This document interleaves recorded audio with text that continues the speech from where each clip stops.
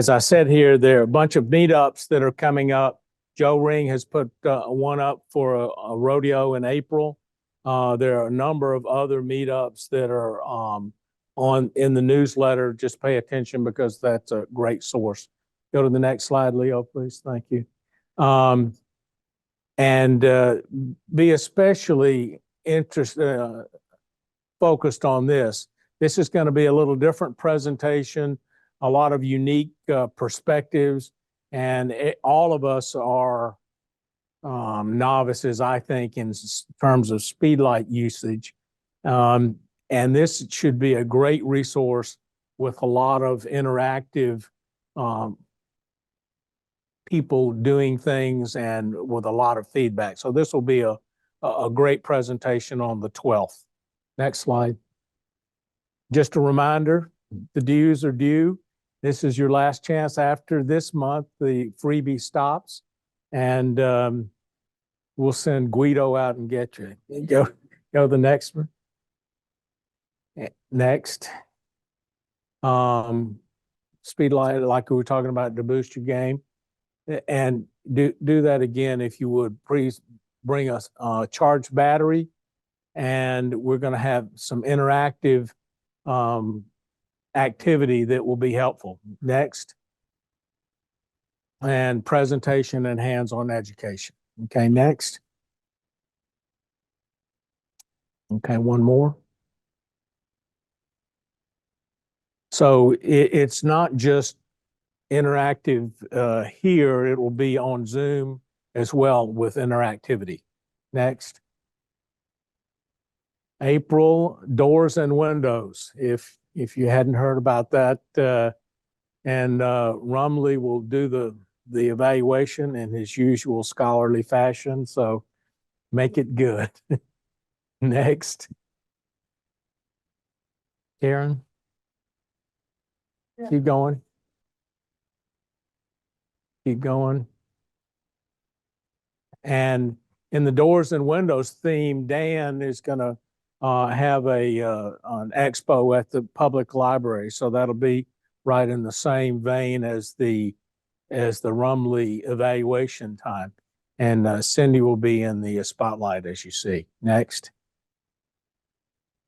Pat, any other comments you want to make? Whatever it says up there. It's blank. Next. That's for tonight. Next. And one more. One more. Next.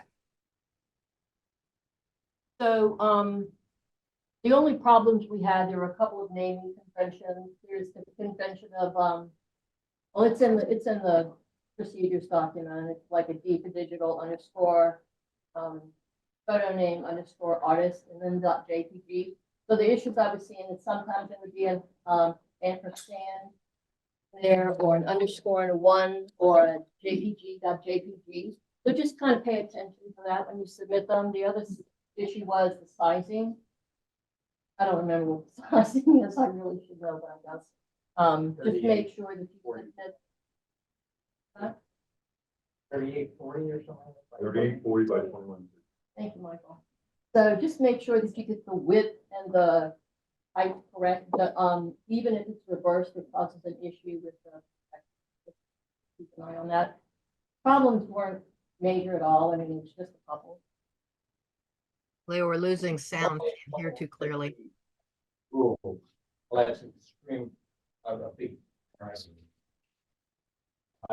Oh, I don't know how to put this on. Okay, next slide. And like I said earlier, the earlier you can get them in, the better, just in case there are issues. I can help you get the corrected file back to me in time. Is this good? And we did not have prints. As you can see, you can convert any digital to a print for the end of the year competition. And we've talked about that. Next. Mary Fisk-Taylor. Hayes and Fisk Photography is here this evening. Keep going, next. And next, certified professional photographer, co-owner, next. Local, that counts for much more than degrees. Focuses on weddings and portraits, and if you've not looked at her online presence, you should. The website is very nice and shows her creativity and variability in getting the right image. Next. Past president of PPA. Next. Creativity, as I said. So I was fascinated with, I'm not a portrait guy, but it was nice to look at the website and see how unique the photographs were. They weren't all substitution of one family into one scene over and over again, and the creativity was very nice. As he mentioned, I'm a portrait and wedding photographer, so I'm going to apologize ahead of time. I have it on? Yeah. I apologize ahead of time. I don't take a lot of pictures. I'm prone to say if it doesn't have a credit card, I'm probably not going to take its picture. So I'm going to do my best with you amazing landscape photographers. I love a good landscape if it has somebody in it with a credit card. Again, like that's what I like. But we do try to marry the two together. So I'll do my best. I feel a little inadequate here because it's not my number one go-to. I'm ready whenever you are. Okay, give us a minute or two. Oh, okay, sure. To set up the slide. Okie dokie. Do you want to tell us a little bit about BPA and PPA? It's called. Sure. I didn't know. Is it okay if I talk or? Yeah. Okay, cool. So, anybody in here a member of PPA? Yay. I know Bill and Ling are. We just had our big convention in Louisville last week or 2 weeks ago or 3 years ago. I don't know, whenever it was. It was amazing. Actually, I judged all day for PPA. I was judging MIR all day long and I came straight here from that. So I'm in judging mode, that's for sure. I am past president. I rotated off the board in March of 2023. I served for 10 years on the PPA board of directors and 12 years as PPA charities president before that. Are we starting? No. Nope. Okay, cool. I'm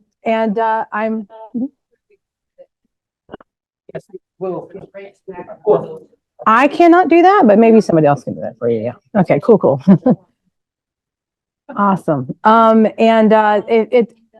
number one reason people join PPA with over 35,000 members, the number one reason is insurance. Anybody here had to use the insurance? It's a good thing if you haven't, but it's besides my mom and sister in the back. It's definitely worth the membership alone, that benefit alone, along with the magazine and the education and everything certainly is worth your yearly dues with PPA. Yes, Bishop. Yeah, so PPA offers equipment insurance that'll help you either replace or repair any damaged equipment. And go to ppa.com and read all about it. It's an amazing program. It just was changed my presidential year. So 2022, it went up and it's even better than it was before. So highly recommend it for lots of reasons, by the way.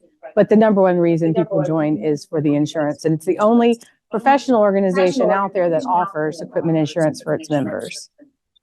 Okay.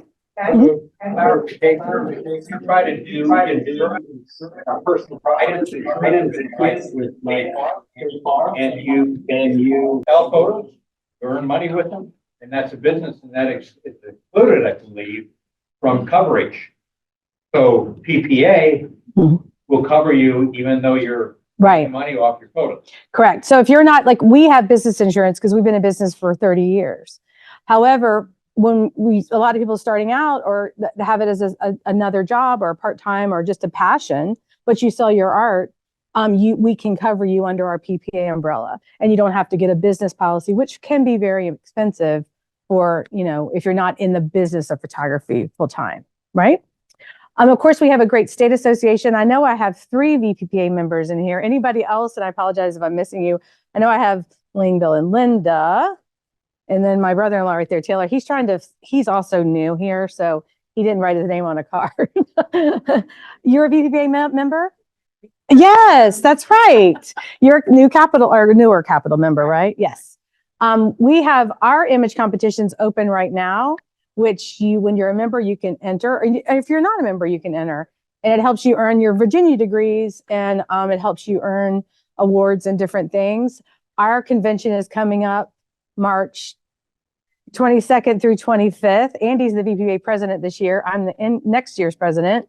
Can you tell we're Catholic? Like volunteer anonymous, like it's like the Catholic guilt runs real strong in our family. Yeah, Andy, come here. Come over here. So Andy, this is my sister Andy. She's the VPPA president. She's also our image competition coordinator with my business partner, Jamie Hayes. They've run that for the past 6 years, 7 years. It's pretty awesome. We would love to encourage you to become a part of it. I'll tell you that our convention coming up at Virginia Crossings, March 22nd through 25th, is amazing, if I say so myself. But we have some phenomenal speakers in education coming, including an extra day with Sandra Pierce, which is a renowned Photoshop painter instructor, world renowned. And she'll be here, and we just have a lot of cool things going on. You want to say anything about VPPA? Come visit. Gary's doing an amazing job. He certainly is sharing everything. We are open. We have meetings. We do a monthly, just about a monthly, we do a thing called Pixel This, which is a mastermind group that our education group has put together. That is free. You do not need to be a member. So as a matter of fact, on the 19th, we have a gentleman coming all the way, Charles Skinner. Is he from Alaska? No, he lives in Arizona, but he's doing an entire program on photographing bears. So you can go on VPPA, the Virginia Professional Photographers Association, and get the Zoom link, and completely for free. You can log in and listen to that program if you're interested in wildlife photography. He's a pretty famous wildlife photographer, right? Yeah. That's next Monday the 19th. I'll be on a plane, so I won't be there, but So, it's 7 7 p.m. Eastern. And we can send the link, or Linda can share the link with you guys, or yeah, Link and share everything. or yeah. Yeah. Thanks, Andy. We hope you join us. Yeah, we'd love for you guys to join us. And like you said, I am image competition director. We take non-member entries as well. Just that's right. only. They are award winners. That's all right. So lots of award winning. And Vulture. Oh yeah. Yeah. And kicks our ass every year. Heidi Nunley. Yeah, and Anthony Rumley. A tranquil water swim. First of all, I love the aesthetic of this image. I like the fact that we have such realistic, well, obviously it's realistic, but I like the fact that we see those little water droplets on the little nose of the creature. And I don't know the name of animals, so I'm gonna apologize ahead of time. And I just think it's beautiful. I like the fact that we have such a beautiful palette of just this blue water. All of that is great. Where it falls a little bit short for me and where I struggle is I understand we're going through this really strong silhouette, and that's really cool. But it's just with the camera angle and the lens selection that's been used here, it almost looks like we have a head that's fallen into the water, if that makes sense. When you look at this, if you close your eyes and open it, it doesn't make sense. Now, the maker is going, well, of course it makes sense. But for me, I think with a little bit of a different lens selection or a little bit of a different aperture, it would have given us a little more depth and it wouldn't feel so one-dimensional almost, is what it comes across. Carol Annis, Gorgeous. All A right. Wish. Okay. What is that? This is called A Wish. Okay. A Wish. Okay. Well, I like the fact that we have this amazing mid-ground background going on here. I think that's really well done. I'm a big fan. We have layers, and this image I think is layered beautifully. We have the water. This is our center of focus, our subject matter right here. And then we have this nice background here. So we have a nice layer. The color harmony is beautiful in this. Of course, it's natural. Where it falls short a little bit for me is going to be, and I understand in our misty, foggy areas, we have no control and we do the best we can. But I just wonder, and sometimes, guys, it just is what it is. You're on a boat or you're on a cruise or you're on an outing with a group, and this is what you get. Wrong time of day, wrong day, whatever it is. We've all been there and done that. But for me, this is just too heavy through here, where I'm okay with some of it because it bleeds all the way in here. I don't have the detail that I'd like to have here. Now, I know I'm looking at this on a projector screen, so I apologize if there's some there. But if you could bring more of this out for me, specifically even in your highlight area, I have beautiful right here, but then I lose a lot of detail when I get into your blacks and your whites. Okay, there you go. That's the actual wish. Yes, This is Wish. Oh, well, this makes a little more sense, huh? That's a goodest boy right there. So, you know, I'm always a fan of you can't vote against Santa or a dog. So nailed it. We got Santa and a dog in here. But I love this. I think we have beautiful detail in the colors, the color harmony, the impact is great because of the emotional the exchange between Santa and this little pup.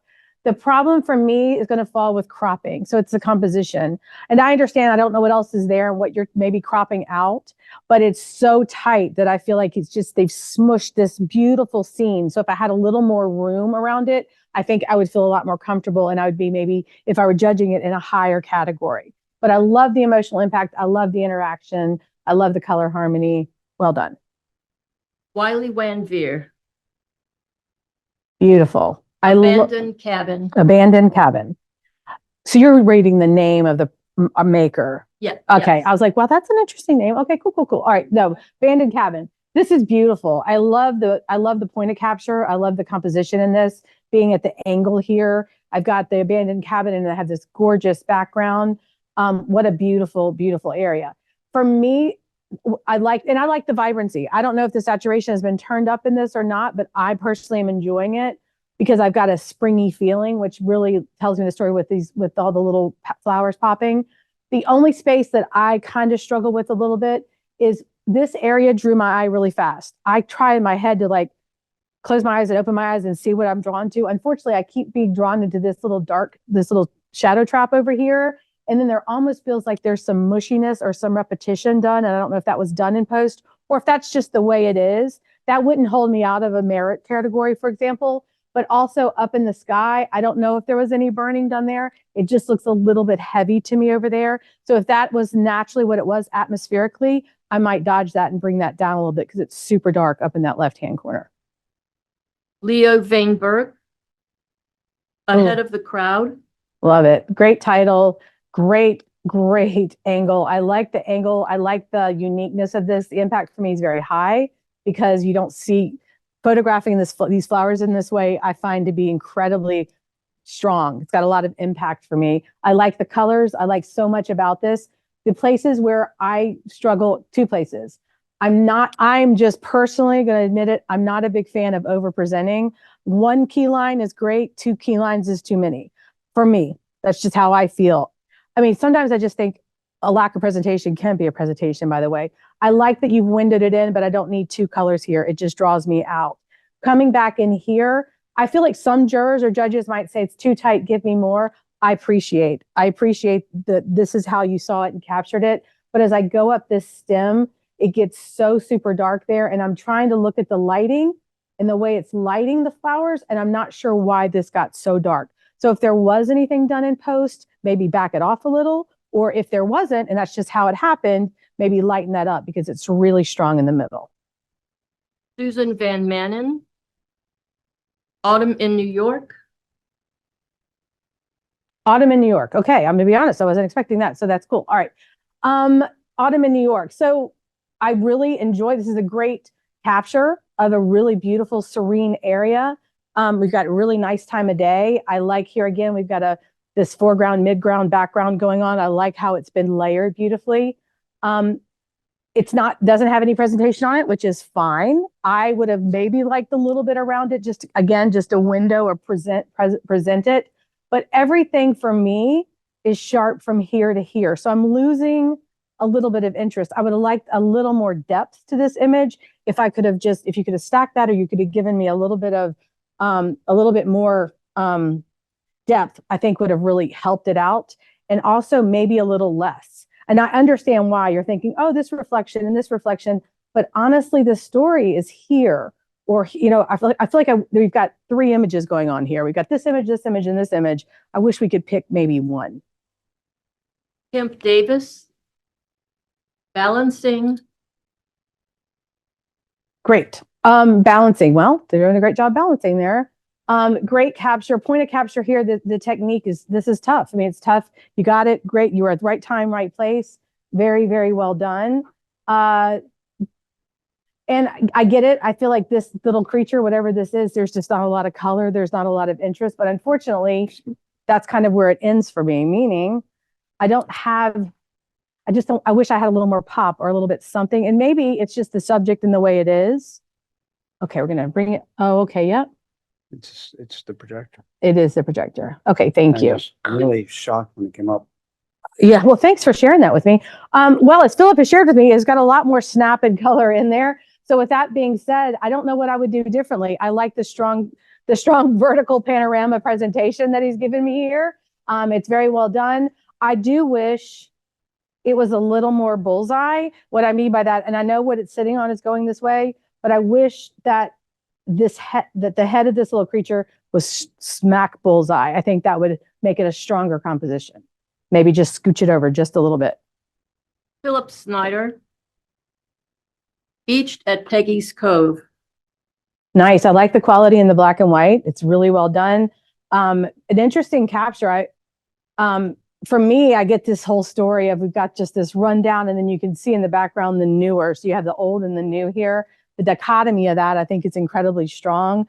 I wonder even if a title change might make this image a little bit stronger, to be quite honest with you. You see what I'm saying? We have rundown and abandoned, and you can see newer lived in spaces up there. With that being said, as presented, I've got, again, what feels like 2 or 3 different images going on. And what happens when I have so many layers like this of different things happening, there becomes no center of interest for many of us that judge.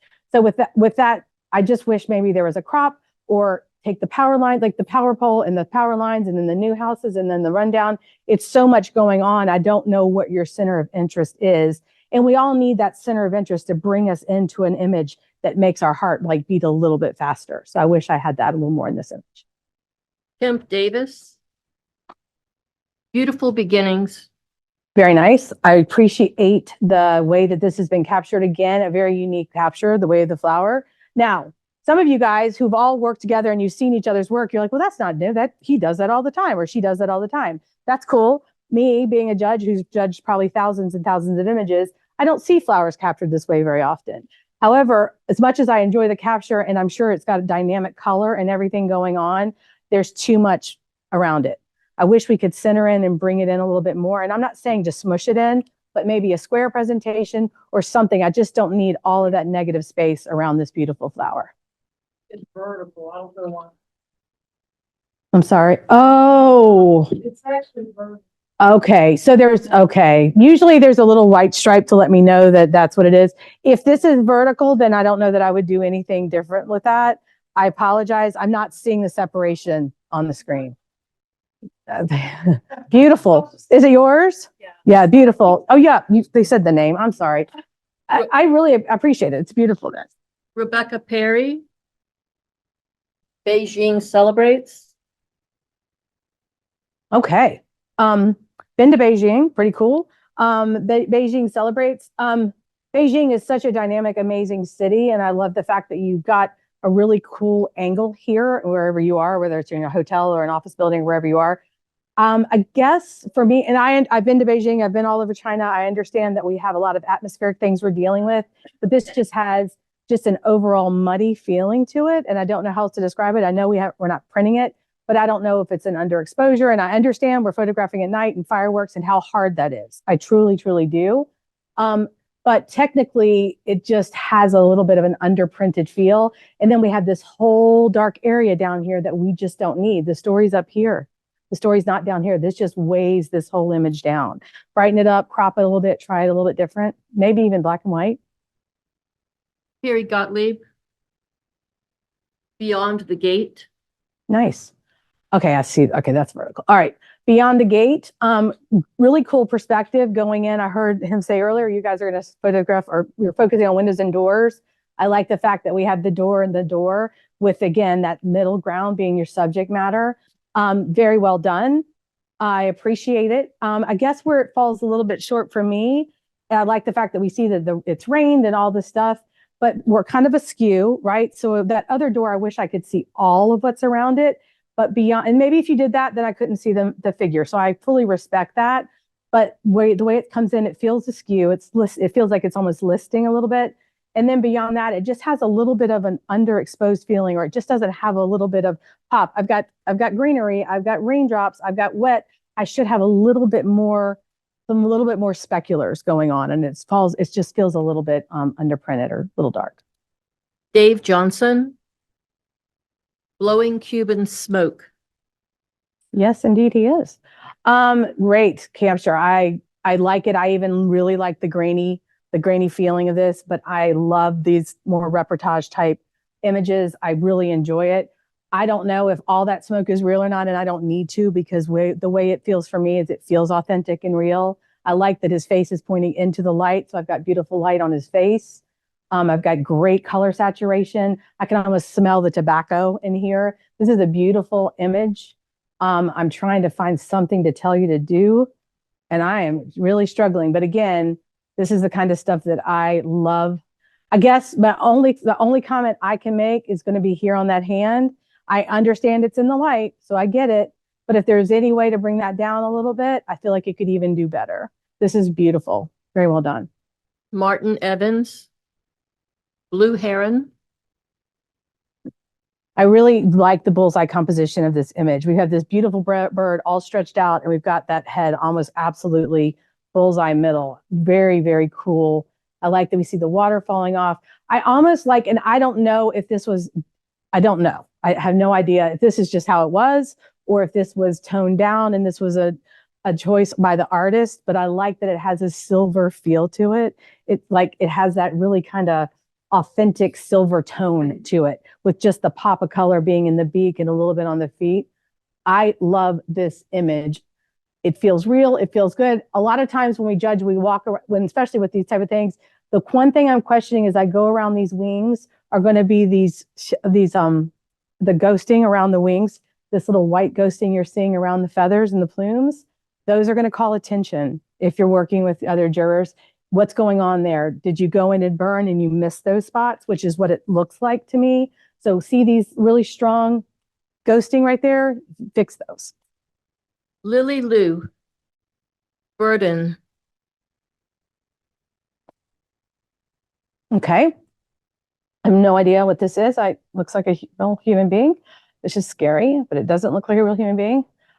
Where I'm struggling here is, and maybe this is a technique and this is what you chose, but I'm not getting sharpness on this image. Is it sharp on your screen? It doesn't look sharp to me. So this was what I assume was a statue or something that was photographed purposefully. So I feel like there should be some sharpness to the image, and I'm not getting a lot to any in this. I appreciate the strong and the bold composition of it. All of that I can really go into, but I'm really struggling technically with focus. Jeff Stevens. Calm before the storm. Sure enough. Wow. Yeah. Great capture, great point of capture, great time. Definitely calm before the storm. Here again, I'm going down and I'm looking across here, and I'm not sure what, and I don't know how far away you are and all the stuff, but you presented this to me. I guess I have sharpness in the clouds, but they're clouds, so it's always hard to tell. Everything here is incredibly blurry, and that's okay, but it's not, because it's part of what you're sharing. You're giving me all this to look at, and I'm going to this top third of the thirds, and all across here, it looks very mushy, it looks blocked up, and it doesn't look sharp. So I struggle with that. And then I have so much sky up here that, again, my interest is where, because I guess it's supposed to be here where this storm is rolling in, but then I get here and I know that this probably isn't, but then you have these little dark spots and they start to look like camera spots to me. So then I get caught up in that thing. So I think it needs a little more work, or maybe some cropping. Again, try black and white. I think black and white can always hide a lot of things. Michael Bryant. Cardinals full stop. Absolutely. I'm a sucker for a cardinal. It's my grandmother's favorite bird. So I love cardinals. Really well done. I absolutely full stop. Wow. Beautiful sharpness on that face and that beak all the way through the feathers. I love the color harmony in this. I like the fact that it's a cardinal and it's not the typical red cardinal that you see. It's that orangey red, which goes beautifully with the way this background's been handled. I don't know what you did, but for me, it works. The only thing I could offer from this would be because this tail gets so dark down there, if maybe that could be dodged or just brought out a little bit more to give me a little bit more of a monochromatic palette. Everything's so well done. That tail becomes like a little bit of a hard stop. Maybe try to brighten that up just a little bit. But gosh, I wouldn't do too much to this. I wouldn't mess with it very much. I think it's beautiful. Cindy Walker. Chain Bridge, Budapest. Budapest. I love Budapest. The bridges in Budapest are so famous and so cool.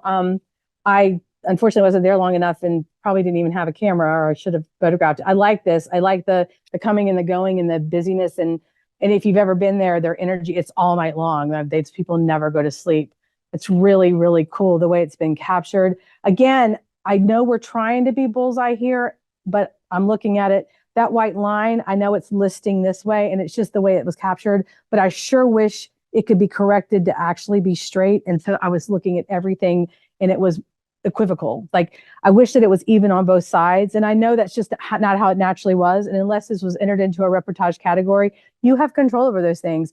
By fixing that and doing little things like that, I think it could take it from a casual capture into an actual art piece or something that people would want to purchase and own. But I love the cool and the warm, all that's done beautifully. The lights, the glare, all that works. It's just, I want to go like this every time I look at it. I wish that was just. Jay Denny. City Lights. Gorgeous. Very pretty. We have our beautiful Richmond, right? Yeah, down to Richmond. Yeah, John Marshall. Beautiful. I like this. I like where this was. I love the bleed over in the way. So this is an example of where we have, you're going to, by the end of the day, she contradicts herself all the time. They've given me all this water, right? Because we want to see these reflections because we're playing with light here in the city of lights, which repeats itself here. But when it repeats itself here, it becomes a palette. It becomes a beautiful like song. That can you almost like feel the music notes going up and down, up and down. I think that's done gorgeous. I really love that. Where I struggle is going to be all here. And I've got something, oh, I see. That's where that, but this dark blocked up area is really tough for me. It just takes this beautiful area. So I don't know if you even just took that out and gave me what is there, but this whole area here is so dark. It's so not sharp. It just weighs this beautiful image down because I am all over it till here. And then over here is where it falls a little short for me. Parks Roundtree. Clean your window glass. So this is a great example where the title just made it, right? Like, if this wasn't the title, I'd be like, huh. But when you say that, it's like, good. Yeah. Well done, bird. Well done. And mind your business. But anyway, really cute. It's clever. It's got a great impact. The expression on this bird, it's almost as if you instructed this bird to look at you very sternly. It's just a cute, clever capture. Again, the title, I'm not a big fan of this key line. I understand where you pulled it from, but I think it takes away from the story. I would not put this lime green here. There's not much you can do about crop or anything like that. So maybe take the key line off. And other than that, I don't know that I would keep that title. That title is amazing. The only thing is maybe this one spot here, it's so bright and right on the bird that it almost looks like a mistake. I don't know. Sarah. Closer to the goal. Nice. Well, for a reportage image, for an image that, you know, where you're out and you have no control over, I'm assuming you had no control over any of this. This is great. Really well done. I like the point of capture obviously is just very hard in my opinion. We've got great sharpness. I've got composition that's naturally happened from these soccer players, but I feel like maybe there was some post-production done here, maybe some artwork, something has happened, which is fine until I start looking around feet in different areas like that. And I'm seeing again that ghosting or that halo. I've got a halo here. I have a halo over there. So if you're going to go in and do that stuff, like you're going to try to bring it down or do what you need to do to make it for an image competition print, that's great. But you got to be super careful about those areas because I'll tell you, I know Anthony's like this. Most jurors, they're going to catch that pretty quickly. And you're seeing it around different parts of these players. Try to go back in and fix that, mask that off. Bill Whitworth. Colorado High. Beautiful. Great job, Bill. Love Colorado. This is a great image. It's really cool. We've got that beautiful winding river. I'm going to tell you right now, I wish so bad that I had more of that because that is just so gorgeous. So this is a great example, kind of what I started earlier. Was it the right time of day? For me, no. Everything, it's just the sun's too high. I've got great, I've got great detail through here, which I really appreciate. And again, it's the time of season, so maybe it's just everything's kind of brown, but this is commanding so much of my attention. But then I need to go here, and then I need to go there, and then there's a road. Again, there's so many things that I don't have a center of interest. I think what makes a very powerful print or a very powerful image is when you see a center of interest and then you see the other things. This has so much, I struggle to find that center of interest.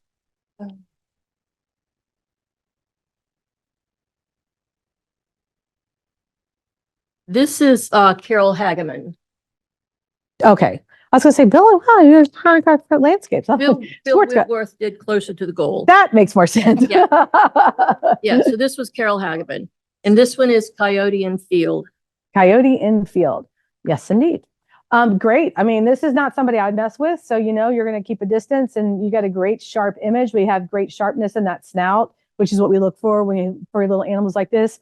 When I have the sharp, assuming in general, I've got the great sharpness there. So that's well done. I'm not sure what's happening here, but it's the first thing I saw. I think that what you want me to go to first is that face of this animal. But unfortunately, that spot, which it could be a flower that's just whatever, but whatever's happening here through bokeh, through whatever, that is so distracting. Take that out. If you have any more room, again, he feels a little crunched in here. I would love to see a little space around him. And then if there's any way to maybe turn up the saturation just a little bit, I know these animals are gray and brown, so they're a little dull, but give me a little more vibrancy, I think could help this image a lot. Jay Kearns. Docked at the foot of the bay. Beautiful. I love the symmetry in this. I think that it's really cool. I really enjoy the reflection here.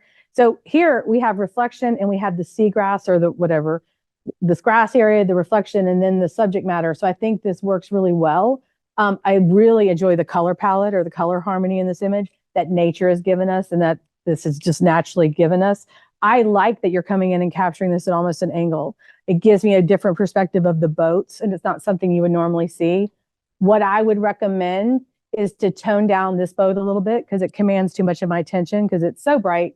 And then the areas with like that white thing, that and that wire over there, if you could remove those, I think it could keep your attention where you want it to be.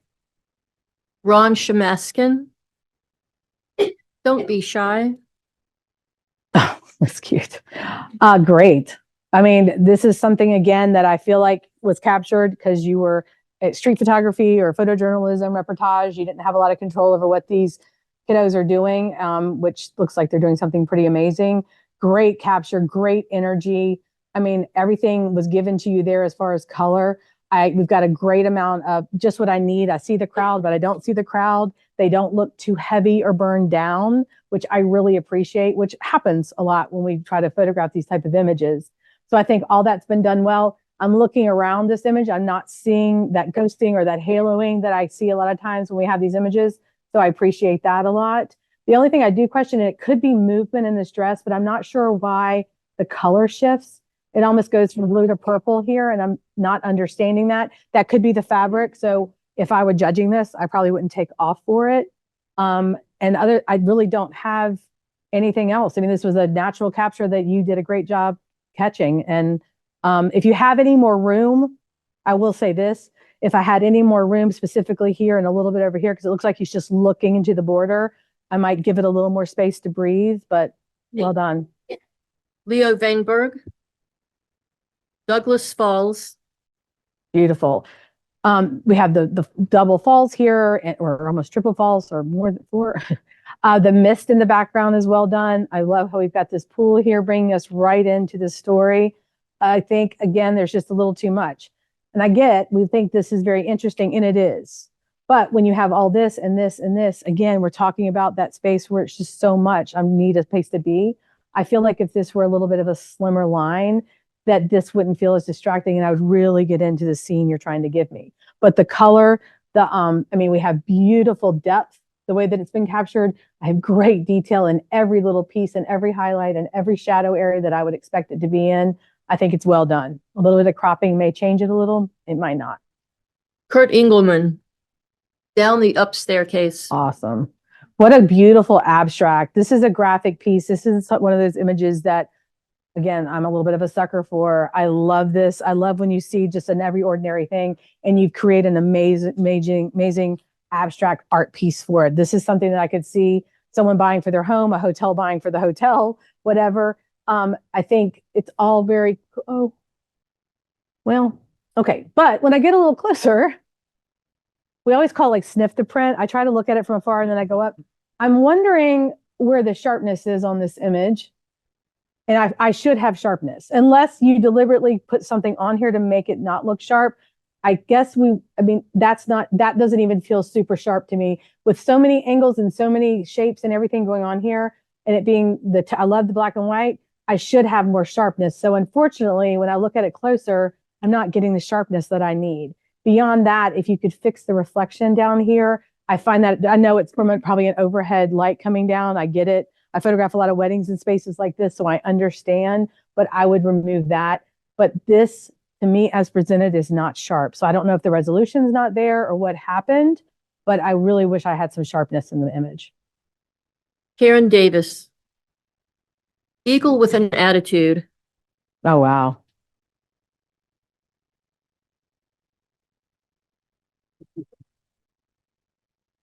Wow, that's beautiful. Again, we have what looks like almost that silver tone, that silver effects. We go back to the old Nick filter days.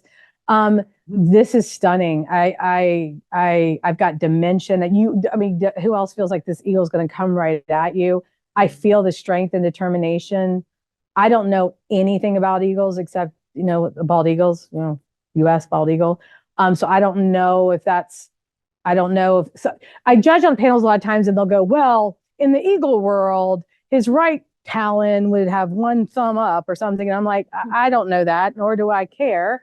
So I can't speak to that. The way it's presented and the way that I'm looking at it, that one wing extended, I'm looking around, I'm not getting any strong black lines, or haloing, which would make me see or feel like I see artwork. I've got beautiful sharpness from that beak all the way through. I mean, I'm going to have movement in the wings, which I would expect. The only place that I kind of wonder about is going to be in here. It almost feels there's some bleed over from the clouds. So when I see something like that, then me, especially since I don't do this type of photography, I have to think, okay, am I missing something? It'll make me double think it. If there isn't anything to miss, then that's cool. If this was composited or put together, if this was an eagle that you photographed because it was on somebody's stick and then you drop the background in, which you absolutely, I assume, can do, make sure you go all around there and there's no bleed over of that background or whatever, because it almost feels there's bleed over in the clouds in that camera left side. So I can't tell on the screen any closer than that, but it's beautiful. Padrakuta, exhale. Yep. So again, a street photography piece, you're capturing these people, assuming you're asking permission or you're far away, whatever's happening. Exhale says it all. It's a great commentary of this young lady. Beyond that, I guess the impact isn't there for me. And I always feel bad when I have to say that, but I understand she's exhaling, so I'm okay with the smoke covering her face. But just the fact that the cell phone over her head, and it takes away, when street photography, I want to feel something. And just with these people taking a selfie behind her, it feels like, oh, where was this? Like, was it downtown Richmond? Was it in another country? I kind of lose the story. Plus, I can see half of probably what was the word Paris on her shirt. So those things take away from that reportage feel for me. So I think this is a great capture, but for me, it would be more of a average capture just because of the circumstance that it was created in. Gary Kornfeld, falling leaves. Wow. That's beautiful. I love the color in this. Of course, I love the subject matter. It's near and dear. I live right over here. If you're looking at this, so this is home for me. I love the way that this has been handled and the way this has been captured.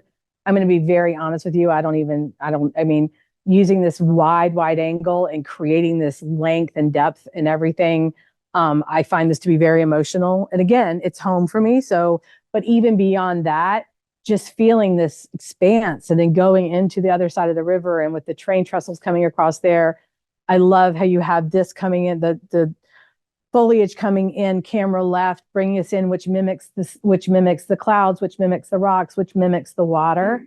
So that's all been so done. You circled me right in to home. And I think this is beautiful. I wouldn't change a thing. If you're going to enter it in other competitions, consider a presentation, keep it super, super simple.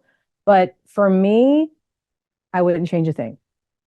Parks Roundtree. Fishing at dawn. This is gorgeous as well. Wow, this is really well done. Again, point of capture, spot on. Getting this young, I assume young man, throwing this in to catch the fish for the day, whether for his job, for his family, to feed his life, so to say. I'm gonna give myself away here.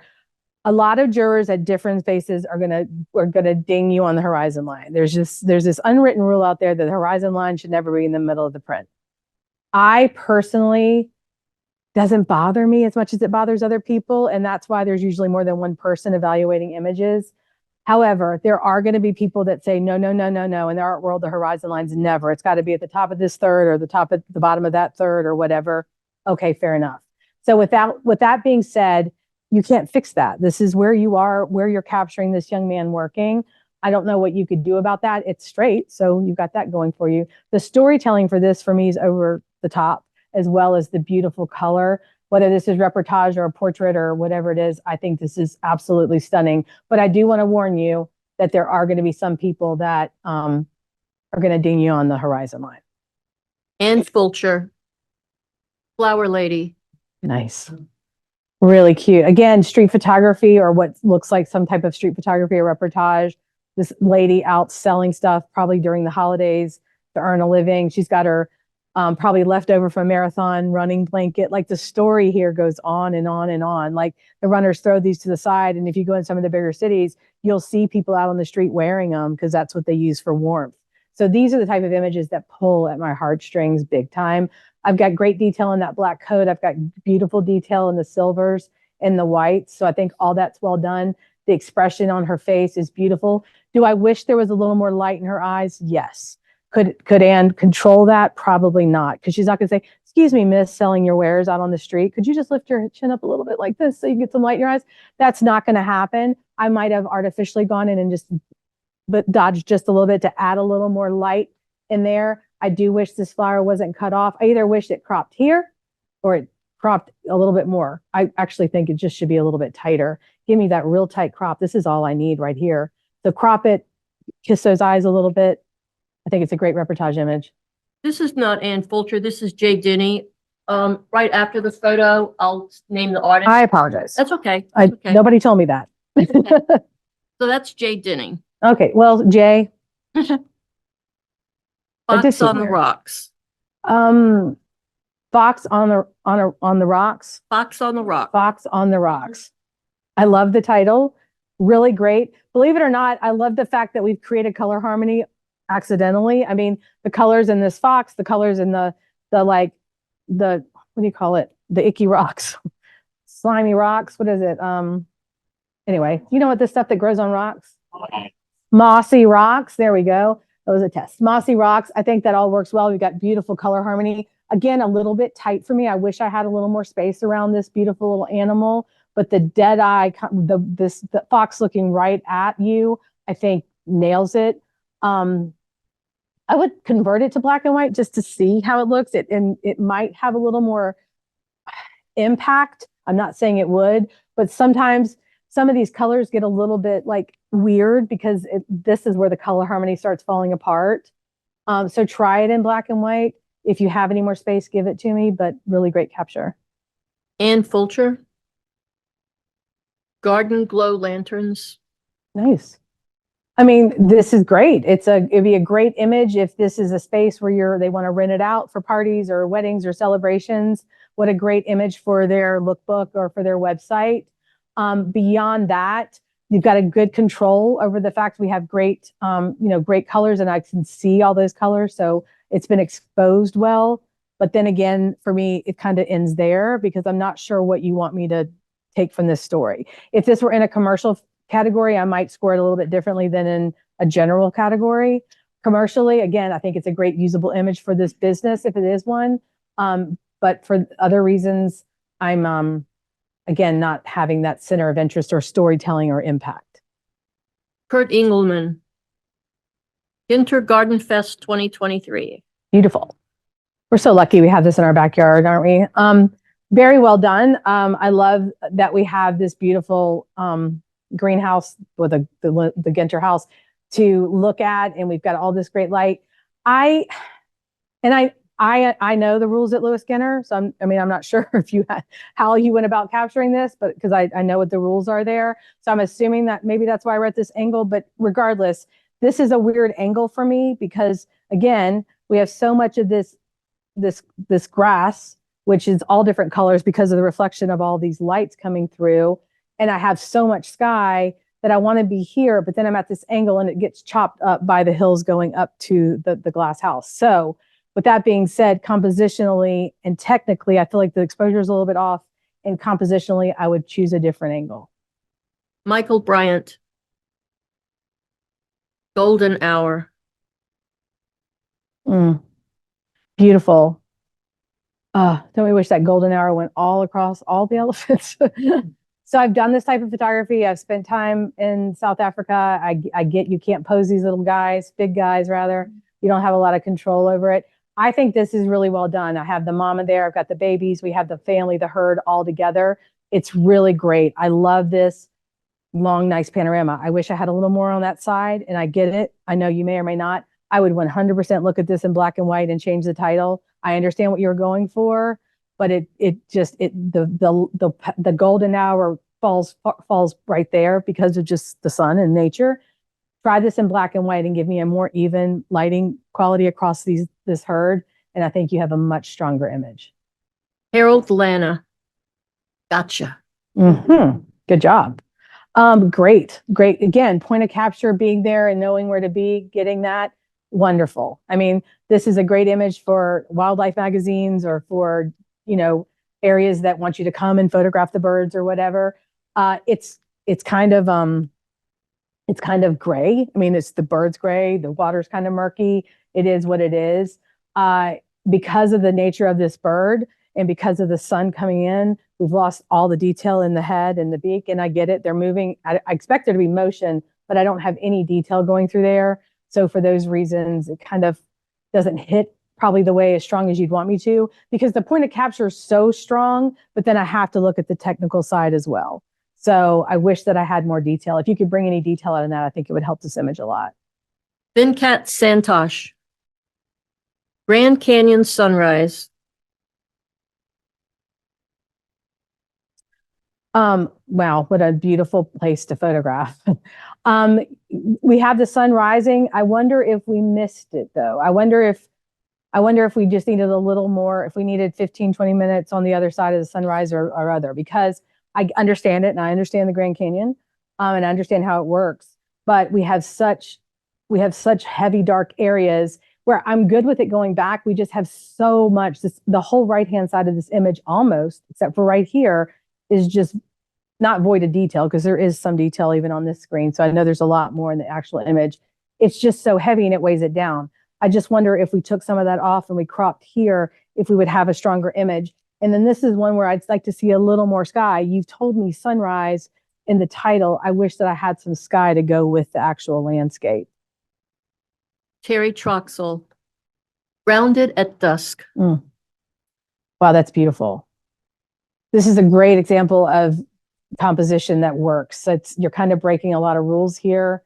Again, we have the horizon almost in the middle, not quite. It's a little bit below the middle. But boy, I think that the way that this has been captured, the way that you captured this man, this boat, and the sunset or the dusk coming in is so well done. Amazing detail in every bit of that sand, every piece of that boat, all back through the beautiful sherbet sky. You kind of almost feel this guy just looking out, thinking about his day or whatever it is he was doing out there, his work, and it's just gorgeous. I don't, again, if you were to take this further, if we had a little more room above the top of that boat, I think there tends to be a thing with image competition. People like things either really, really tight or a little bit more room. And I try to be because it's a personal taste, right? I just wish there was a little bit more room above it. And if you were to take it further, I probably would take this out. This looks like a motorboat, which doesn't fit in with this seed you're giving me with this older looking boat. There's an older thing, rafty thing over there. This motorboat doesn't fit into this story. So I would take that out, give me a little more room, and I would maybe add a small presentation to it, but it's really beautiful. Venkat Santosh, hair tossing girl. Mm-hmm. Well, stage photography is so hard. I admire anybody who even attempts to do it because you have no control whatsoever over it. I'm a huge live music person, so I just admire anybody who's in the pit. I've done it once, and it was one of the hardest things I've ever photographed. So I think that this is really cool. The fact that you captured this right as she was tossing her hair back, you can feel the energy in it. I've got great detail in those blacks, even in those black with leather or patent leather boots. The smoke in the back, the electric guitar over there. I'm looking. I mean, for what this is, for reportage concert photography, you have no control. I've got exposure. You've nailed the exposure. You've nailed the impact, storytelling. Again, you could try it in black and white just to see if it added a little more snap or a little more specular. But really well done. Amazing capture, in my opinion. Jerry Posano. Hawk landing. Yep. Okay. So, great. I really like the way this has been captured. This isn't what I'm used to seeing, with a lot of the way you captured it, waves coming in to give me that really cool arc. I think that's really cool. And maybe not something, again, I don't photograph this and I don't see a ton of it. But I really appreciate that. Do I wish I had some more room off that camera left? Absolutely. It's so tight on that tail that I really struggle. I'm just handling this like it's just nothing. So this right here, I would absolutely remove if possible. And if you have, like I said, a little more room there, I think I would try to give it to me. This little white thing here, take out. But other than that, I think this is really cool. It's got great color harmony. If there's any way, and look, I'm picking it to death. If there's any way, if this is a house or something behind it, that's what it absolutely looks like. If you wanted to take this to another level, making this more foliage, taking that out, giving me more room, I think you could take it from a really nice image to an excellent image. Sarah. Heron's teeny tadpole. Oh, there's the tadpole. I love this. The exposure on this heron is so well done. The texture and the sharpness, the expression, the point of capture. I like how we had the two little ripples in the water because of, where the heron's standing and where they plucked that out. This is a great example. The lens selection and the way this has been photographed, this reflection in the water looks like a reflection.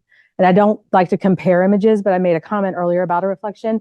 This makes sense. I have dimension in this heron. I have I can see doesn't feel flat or one dimensional. And that's why this, in my opinion, this reflection works. I think there's a perfect amount of space around this. I like the fact that you've kept it very natural. Nobody's tried to push color anywhere. I don't know what I would change. Again, depending on the place you want to take this, if you took this to another competition, adding a little presentation might help. But this is absolutely beautiful. Cindy Walker. I can't see S.T. Okay. Same. All right. Cool. All right. So we have a misty, foggy morning, I'm assuming, evening, something going on. I mean, this is great. I mean, actually, it's not super. First of all, to have the vision to photograph this is kind of interesting because it's not something we're used to seeing. Those of us who had grandparents or family that grew up around on the water, whether you're out in the bay or different places, this is a very normal sight. So taking the time to capture this, I love. I like the composition. I like the fact that everything's pretty much flush left here. I can see a little outline of the tree and what the little area back here, whatever that is, looks like Fort Monroe to me, but all this little area back here, this, again, this like misty, sherbety sky, the ripples in the water, I think it's really well done.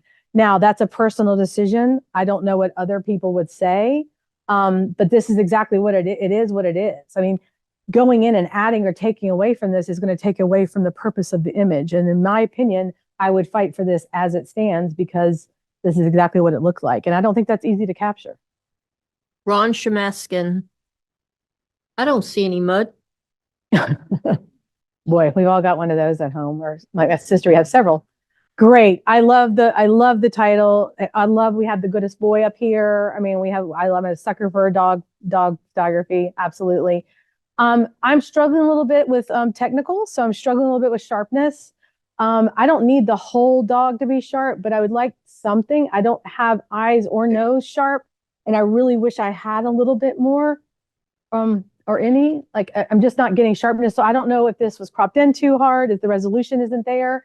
In addition to that, we're getting some arbitration or something going on in this, looks like an office chair or sofa or whatever's going on here, where we're getting that pink and magenta-y color coming through. We're getting what almost is like a banding, which I know it's not printed, it's not banding, but almost a banding. And then above it, I feel like I can see almost like rubber stamping.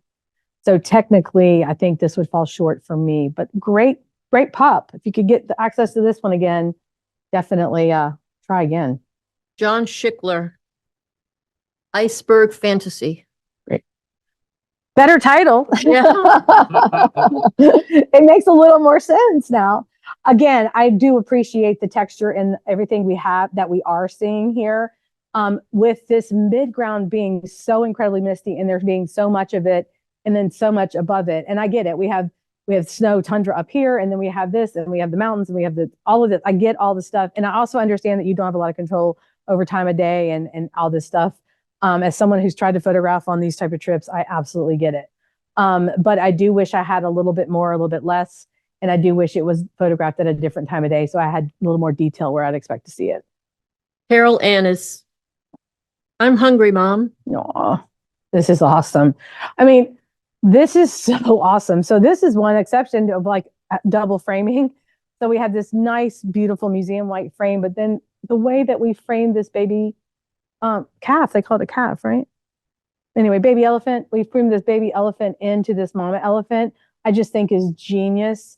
The background's been handled beautifully. I don't know if anything was done, but it works well. I know where the direction of light's coming because I see the shadow of his trunk, the little trunk on the elephant there.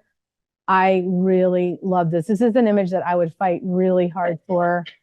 I'm not sure what's happening. Oh my gosh. I'm not sure. What happened? Did I turn the image? Well, how did I do that?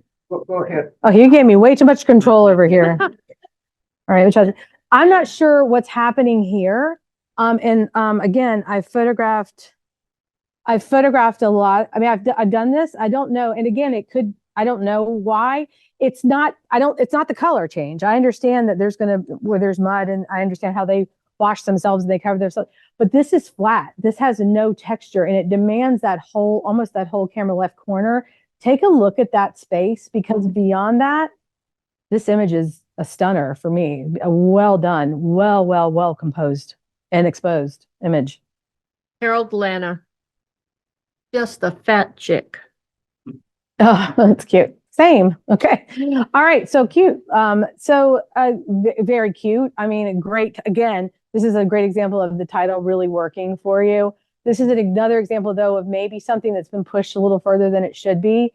I'm not appreciating all the grain or texture that I'm feeling in the background, which makes me think that maybe it's been pushed a little bit further than it should. I also, even looking back here, I wish I had a little more sharpness somewhere in the bird, and I'm not feeling it. And then we have this blue bird bath, whatever this is, they're sitting on, demanding almost the whole bottom third. So it just creates a little bit of a tension for me that I don't find as enjoyable. John Schickler. Lady with Parasol. Sure enough. Nice. At the branch house, looks like. Great. I mean, for a period, costume piece, what I assume was probably a portrait of this young lady. Very well done. I I think I love the background. I like that we have beautiful depth. I like that she's here and we have that we don't have the branch house, sharp from corner to corner. I really love that. So the placement of the subject, the composition of the subject is really well done. I wish, and I think what could help this out would be some lighting, directional lighting. I know that Fred's coming and talking about speed lights or whatever. Just a little bit of kiss to that face, a little bit of kiss to that mask of that face, a little additive light on her, I think could help so much because her face has got a very gray or heavy tone to it. I've got great detail all the way here, but then it starts falling off here. And I know she's wearing tulle and it's probably got organza or silk under it, but I still should have some detail here. And I feel like if we'd had a little bit of a light source coming in, it would have washed her with just enough to take it to another level. But beautiful portrait. Oh, I'm sorry. No, I didn't it's me. cut you off. No, it's fine. Carrie Osterwinter. Let freedom ring. Well, for a headshot for an eagle. All right. I love the title. I think it's well done. I like the quality of this black and white. It's a very heavy black and white, but I appreciate it because I like the fact because it makes the beautiful face or the beak and the eye of the eagle really pop. Like it creates such a contrast that you go right there and there's my center of interest. There's my story. That's the subject matter. That's exactly where you want me to go. With that being said, what I think could make it even stronger would be a little bit less of this. And I'm not saying crop it up, but I just wonder if I need all of this, especially where we start falling off here, where it gets to be a little bit of a void. If we could maybe take it to here. I think a little bit of a crop and not using a white key line. And this is why the white thing in here should be the bird's head. And I want to go right there. So I go to the hair and then I go all the way around this white line. So if this white line was added, let's take that down or make it a darker color, maybe a really dark gray, so that the white and the light is right where you want me to be, because that's been handled masterfully, in my opinion. Tony Johnson. Long walk to water. Well, I like the perspective. I like the fact that we have that leading line from the sun and the shadow bringing us right down the middle of the walkway, not the image. I think that's done well. I think where it starts to fall apart for me is maybe time of day, or I don't know if it's exposure or what's going on, but most of my shadow area, obviously, we have the sun coming in here. So obviously this side, I've got almost no detail. And because of the point of capture or where you chose, this whole side from here down just runs together. And I know that they're supposed to be like this, but I don't see any of that. Then when I get to the end where we have this person fishing or whatever they're doing down there, it's just so black and it's like a blob because there's no detail there. So I think either wrong time of day, a little bit of a different exposure could have really helped this image to another place. Penny Holler. Looking at you. Now this is great. Now the difficulty on this is just not easy, right? We have 3 of these little guys all looking at the camera, and I can't imagine that you orchestrated that. So that alone is very impressive. We've got a beautiful color harmony because of the lack of color. We have, these gray creatures. We have this sandy stone mountain area, very well done. I even have a little bit of a kiss of light in the eyes that are close to the sun. If you notice that eye, and this one, we have a little kiss of light in there. So all that's been handled, been captured so beautifully. What I would say is maybe a little more room around the image, not too much, but I would like a little more. I mean, we're almost cutting off this little guy's foot down here, a little bit here, a little bit, maybe a little bit on top, a little more space around it, I think could really help. But the level of difficulty on this, I think was handled. The point of capture is just really, really, really well done. Terry Troxel. Looking back. I think I judged this one already. All right. Now, I love this image. I do think I've judged this one. I love this image. I think this for me and PPA world is as high as you can go. The title nailed it. You can feel the rain. The fact that the point of capture here now, so this photographer is out there in the rain, getting rained on just like these athletes. They've got them almost perfect. You can't make that up. I've got a crowd, but I don't see it. There's a speed sign, but it's just perfectly out of focus or perfectly handled in post, whatever it was. I see the cyclist number. I feel the tension and the expression. I'm looking around at those areas that I've mentioned. I'm not seeing any ghosting or haloing. For me, for a reportage, for a sports or event image, this is excellent. Good job. Bill Whitworth. Yeah, okay, that's where I saw it. Beautiful. Mama. Oh, really nice. I'm sure that, so this is one of those images that I'm sure your client or your friend or your loves to death. I like the color that the mom's wearing here. Really well done. It's hard. It's hard to photograph, you know, pregnant women and them feel comfortable and you feel comfortable. And I think that's been handled beautifully. Her body looks great. I know that she's expecting. All that's been handled wonderfully. Where it starts to fall apart for me a little bit, it's going to be in time of day. I know we want sun on the face, but now we've almost flattened the face because we have too much sun on the face. I know you cannot make me happy. It's just, it's too much. So if we could have subtracted some lighting on here, if we could have goboed off, or we could have flagged off, or had a different time of day. If you couldn't, could you hold up, turn your reflector around or do something and subtract some of that lighting and then use a different exposure to add a little more in. I do a lot of subtractive and additive lighting depending on time of day because I have to work where I have to work. So that I think could have helped. Also, it's a tricky thing when you have that hand coming up in the hair when we're talking about posing women. Now I just literally have a unicorn horn, or it looks like almost a growth coming off her face because I don't have enough light trap there. So maybe if you'd had that hand coming around and doing something like this, I think it would have been more elegant, more feminine, more beautiful on her body than to have it up there. And then again, I'm going to mention cropped in a little tight. We've actually almost cropped in on that fabric. I need a little more space around the image. Rebecca Perry. Motherly devotion. Cute.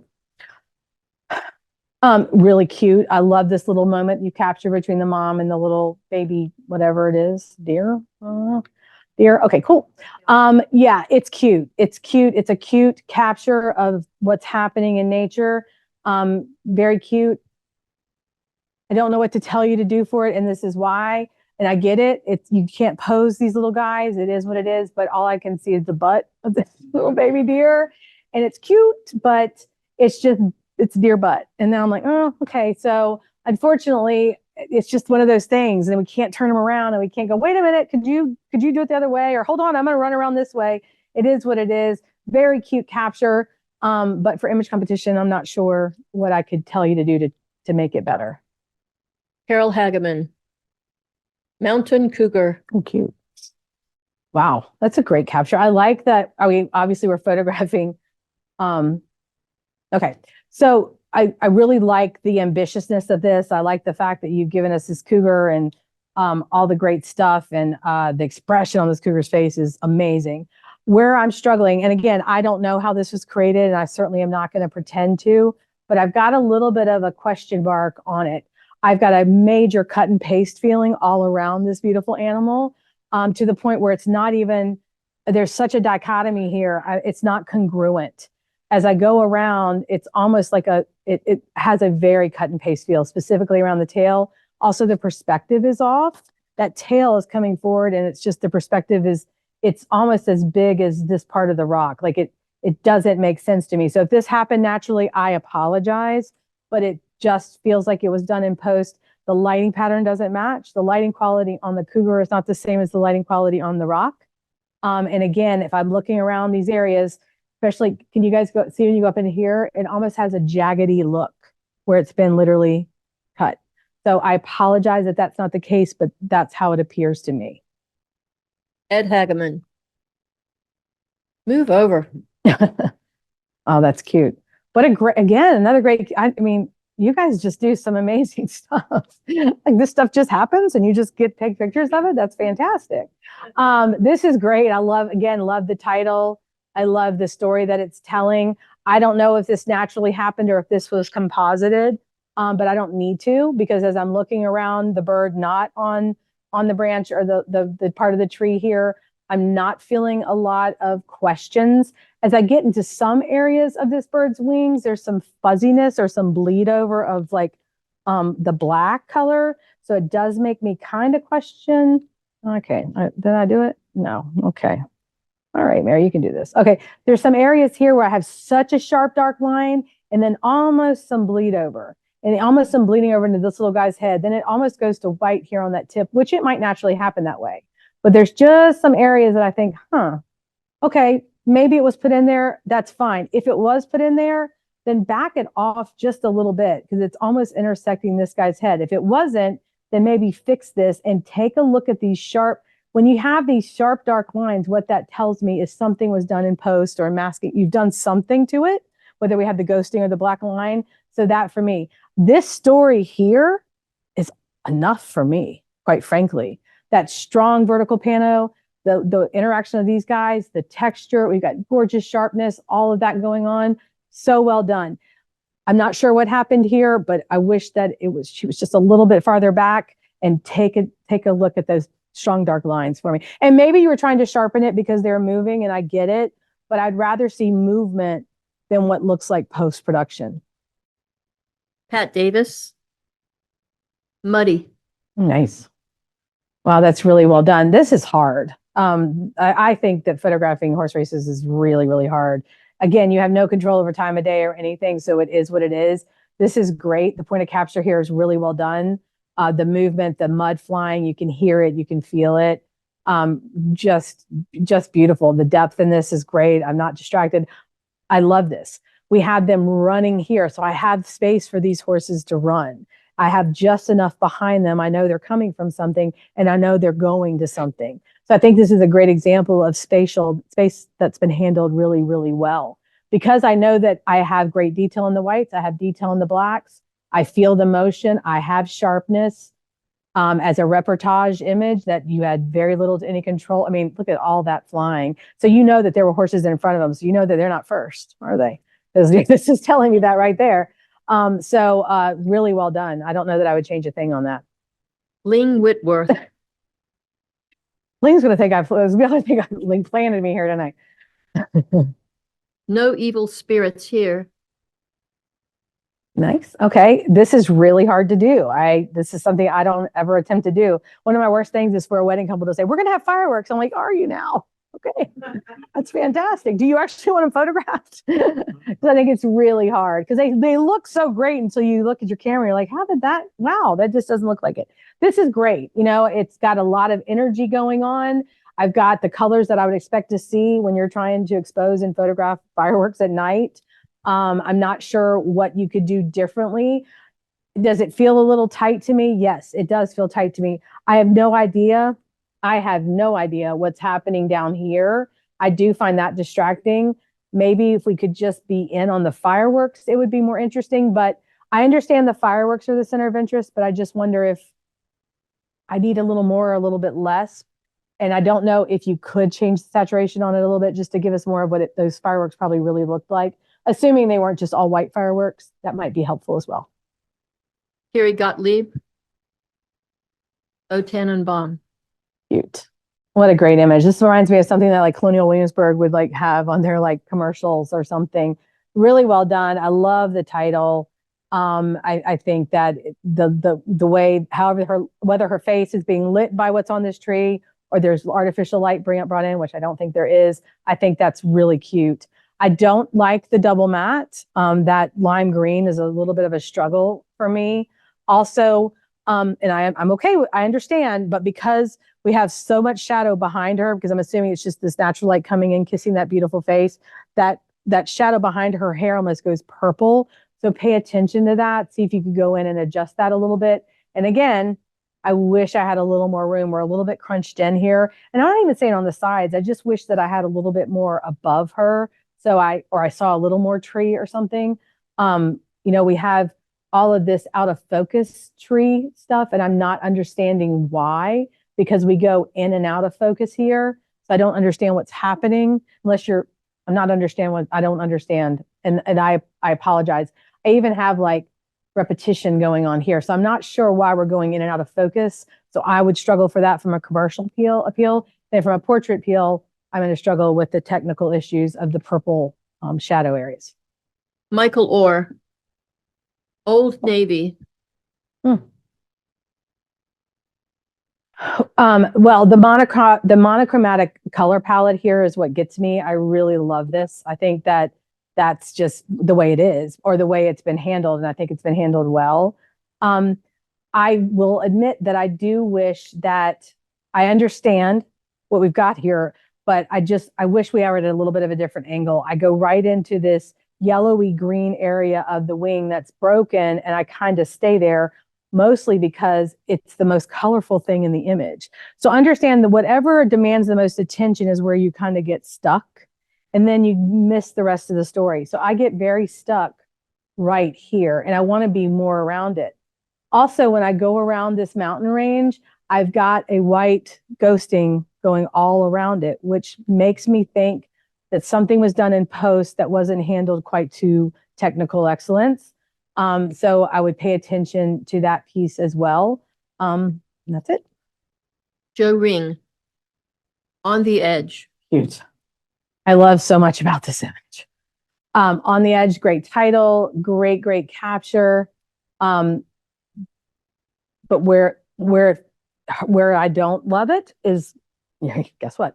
It's going to be the cropping. So I want the On the Edge. I get it, but I get On the Edge from here up. I don't need all of this. And not only, if you're going to give this to me, then give it to me with some interest. And unfortunately, the way it sits on the screen, there's not any detail there, which I don't need detail in white snow, but you've given me so much white snow with no detail. It just becomes a very big void, big void area.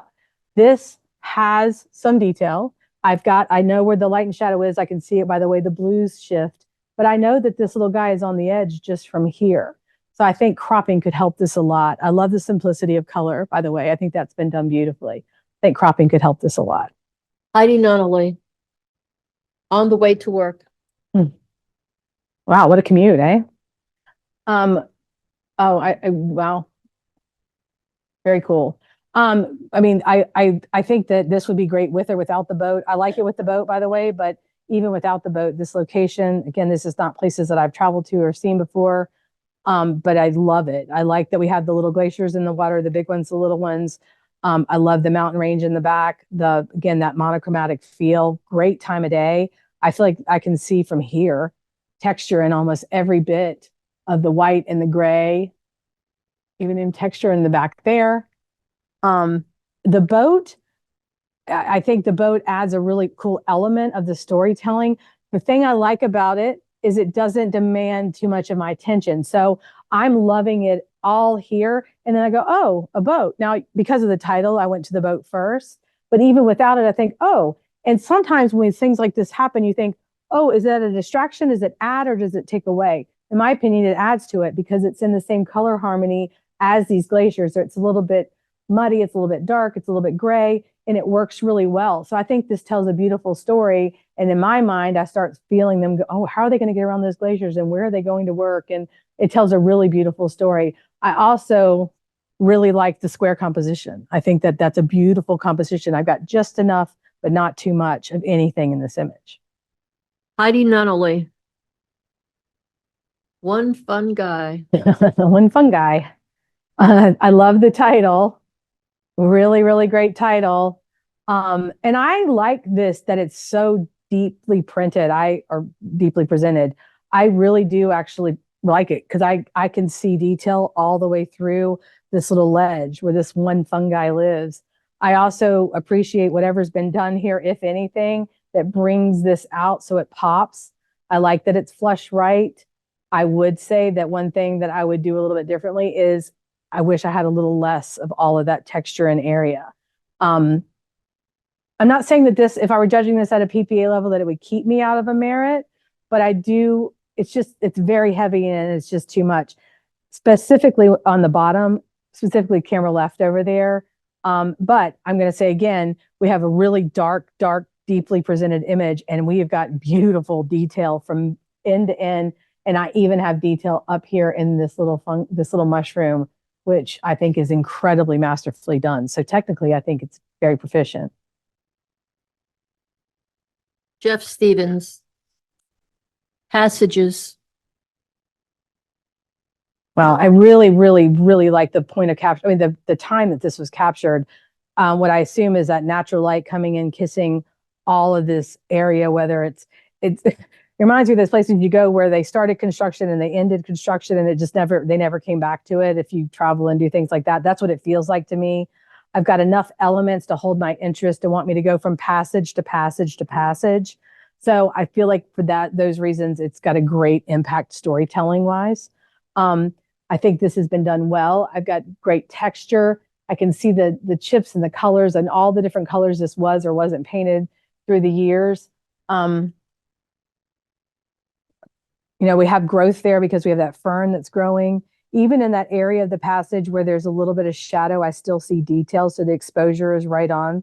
So technically it works really well for me. I think this is incredibly interesting. I don't know what you could do differently to this. If that white key line was added, take it away.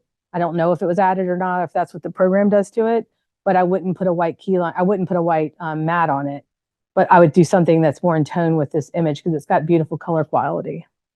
Patricia Munford. Photographing flowers for transparency. Wow, it's really pretty. I love the color. I like the composition, the way that these have been placed. It's always fun when you see things that you haven't really seen before and you're trying to take it all in. Wow. The translucency, the transparency that's in the title, they really has nailed it. I am immediately distracted by the presentation. I know that color was picked up by one of these flowers. I fully bow to that and respect it. But in my opinion, it takes away from where you want me to be, which is right in the center of this image. Quite frankly, I think take that presentation away and let her roll because I wouldn't do anything differently to this. It's beautiful. It's unique to me. And I just really appreciate the translucence of all those flowers. Terry Osterwinter. Reach. Oh, I love this. I have no idea what's going on here. Hold on. Man, this is really awesome. The power and the strength and the subject matters, the two people here, what looks like an older person and what looks like maybe a child, I don't know. The reflection has been handled beautifully. Whatever this technique that's been added, it's been added consistently and it's handled well. I love the leading lines. Look at the leading lines coming in here, highlighting this subject. And then we have the leading lines coming in here in like the warm and the cool. So we have the warm leading lines and the cool leading lines, the leading lines in the body, the leading lines through here. Whoa. The only thing that breaks this image up for me is the presentation. However, if you need to have a presentation, which I know some image competitions do, you've picked the color beautifully. I almost feel like this doesn't need one because it's so stunning. Man, this is a slam dunk for me. I absolutely love this. Don't change a thing. And if anybody tells you to, don't listen to them. Joe Ring. Wow, it's really nice. Remembrance. What a great capture of a space where many of us have been, and it's solemn, and you can feel that people walking around. Remembrance, and then we're looking into the other part of the city. Really well done. I like that where you chose to take the image. Beyond that, I know the center of interest is the actual memorial itself. However, it doesn't read that well because of the way that we have the beautiful lighting and the shadows and all, so we're not getting into that. The people, the shopping bags, the pink coat, it's all distracting. So great capture of a really amazing area of New York. But that's where I'll stop. Jane Webb. Scatter. Well, I love the title, and this has really great energy. I can feel the scattering of these little fish moving along. I'm not sure what color these are supposed to be, if this is how it's supposed to be, but it works because it's consistent. We've got that purple, green, gray, sandstone color all the way through it. I've got almost like a purple bleed of light even in your shadow areas, but we're underwater photography. I feel like that probably should be like that. I do wish we had a little more of these fish here. So the ones where we've cropped off eyes and parts, and I get it, we're, what was it called again? Scatter. Scatter, sorry. I know we're scattering. I get it. but that I find a little bit distracting. So either slimline it and maybe take that off. It's where we're cutting off like eye, like we got one eye and I'm like, oh, what happened? For me, I would have maybe a little bit of a different composition. I mean, crop. And I would maybe try it in black and white. I really would just see if you like it better. Turn it black and white, turn it upside down and look at it and see if it looks different. I'm not kidding. I do that to all my competition images. Paul Bickford. Oh. Sea monster. Sure enough. That's cute. What a great angle. This is great. We have a cruise ship there. It looks like a Carnival cruise ship. We've got probably one of their private islands and we have this thing. What great foresight to capture this where it looks like this animal is, attacking this boat. I mean, that's really, really well done.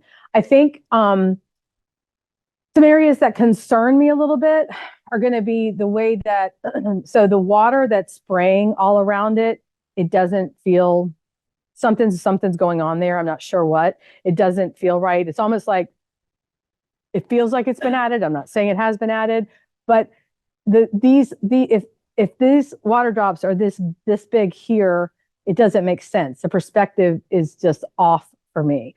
Also feels like this has been oversaturated, and I'm not saying it has been, but when we had this really dark gray sky and this big, huge, very monochromatic boat and everything, this is so bright that I feel like it creates a tension that doesn't work, especially when we have this beautiful aqua sea and all the stuff. So something there is a little bit off. The perspective is off, and I don't know if it's the weather, the water drops or what. And then everything is kind of listing downhill to the left, if you notice. So that's distracting. This cruise company might think this is a fun image for a commercial appeal, but very clever, and the impact is high because of creativity. Ed Hageman. Seeing the light. Wow, what a great portrait. I think many of us can see this and it pulls at our heart a little bit. I love the soft light on her face. I think it's got beautiful light in her eyes. We have beautiful texture in her hair, the softness. We understand the scene and what's going on. I guess the only thing I could add to this is behind her, it looks like some burning behind her and around her. And I know I feel like there's been some burning, and there's nothing wrong with that. But when you start burning, when you're burning in on an image and then you get into some of those lighter areas, it starts to have a very muddy look. So I really recommend paying attention to that and just taking it down a little bit when you get into those areas, because that's what'll sometimes get you, because just right through here, it doesn't work. It's not cohesive with the rest of the image. And this should be brighter, by the way. And it's still not going to take away from that beautiful face, because your attention goes right there. So watch that in post. But this image has a lot of impact for me personally. I feel like it would for a lot of judges. And I love the lighting, the soft lighting on her face. Beautiful. Linda Schmiel. Skyline illumination. Very nice. Really well done. I love these Richmond skylight. I think they're so incredibly beautiful. I do like the way that I really appreciate the angle that this has been captured. I get so much cool stuff. And whether you know the city or not, it's really well done. But here again, because of it's hard. Nightscapes are so hard. I absolutely 100% get it, which is why I don't do them, by the way. And I appreciate all you amazing artists out there that are. I do appreciate, I don't mind the grain. I think the grain is really, I appreciate it because it's consistent throughout, and I would expect there to be grain in this image. But I do get caught up in these funky little light spots here. And I understand it's reflection. I know what's happening, but either fix that and give me this beautiful amber scape, except for those either take care of that or make it black and white. And again, I know y'all are probably sick of me saying that, but if you want it to be color, then fix that for me, because I don't find that adds to the image. It takes away from this amber, beautiful, radiant glow I have going across our city. Dave Johnson. Smoke. Well, yep. Yeah, so here we go. Yeah, so great picture of smoke. Obviously we have someone back there that has blowed the smoke, I'm assuming. And I don't know what else to say. Yeah, I mean, I'm not sure what story we're trying to tell here, and maybe that's my ignorance and I'm not getting it. And I apologize if I'm not getting it. That happens sometimes, right? We put our work out there and then you like those stupid judges, they don't know what they're talking about. And many of y'all may be feeling that right now. I don't know. But I don't know what story you're trying to tell me. I've got great exposure on the smoke. I have a story. I feel like, you know, that's the young girl that was smoking earlier. So she's just really smoking now. So you know, it definitely, I will remember it. The impact is high because I don't think I've ever seen a portrait of smoke before. So there you go. I'll give you that. Gary Kornfeld, Sorry, Gary. Southern Living, Oh, wow. Yeah. This looks like it's right out of a magazine, Garden and Gun or something. Wow. Really beautiful. I love, I'm a sucker for these trees and for, what's it called, guys? The moss hanging off, the Spanish moss. I know it's not actually called Spanish moss or something. I heard somebody schooled me on that, but whatever. I'm going to call it Spanish moss. Beautiful. The way that this naturally is framed and then the way that you've captured it, the leading lines coming in. We got the little horsies out there in the pasture. I feel like the saturation on this may or may not have been turned up a little bit too high. I don't know. I'm okay with it though, because I'm on the screen, so I don't know that the color is true. But here's a great example of composition, seeing what's happening naturally with composition and then creating an even stronger composition. Obviously, you could have stayed right here in this, and that's a beautiful story. You could have gone over here, and that's a beautiful story. But this is, I'm going to contradict myself. This is a space where I feel like the creator found two stories and they put them together beautifully. Because my attention is still in the Southern living. Because this is Southern living. This feels like the epitome of Southern living. You know, pasture, horses, fence, Spanish moss, trees, the whole 9 yards. Really, really beautiful. If you take it further, you might want to consider a presentation. I do think a window on this could help a little bit. But I feel like this is really, really beautiful. Tony Johnson, Speak Not of War. All right, out of the gate, great title. Absolutely great title. So there's going to be some smarty pants judge that's going to be like, well, that's the RF and they're actually the Boy Scouts of something. And I'm like, well, for me, that looks like a military something. And I'm not saying it is not, by the way. Out of the gate, though, immediately, I wish this was black and white. For me, it would be so much stronger. Photographing up into this with especially the state of the world today, that title, this I find incredibly moving and impactful. I would be all over this. I would fight all day long for this image, by the way. Do I wish I had a little bit more here? I do. I absolutely do. But beautiful use of light and beautiful time when the point of capture, the light and shadow on this works perfectly. The exposure is really well done because I have great sharpness where I need it and I have texture all the way through this image. And again, you nailed it with the title. Nailed it. Wiley Van Veer, Spirit of the Spring. Well, that's cool. So it's a great example again of a title. I mean, they took something that happened naturally that's beautiful, by the way, and then because of the way that it was captured, and because we had this, because they had this flare, the bokeh coming off in the background, using that title to tie into it creates a whole nother story for me. Anytime you can layer an image, it just adds more and more to it. And when you can give me layers like that, or any juror or any judge looking at your work or evaluating your work, it gives me something to fight for. And I can tell the story of the spirit of spring.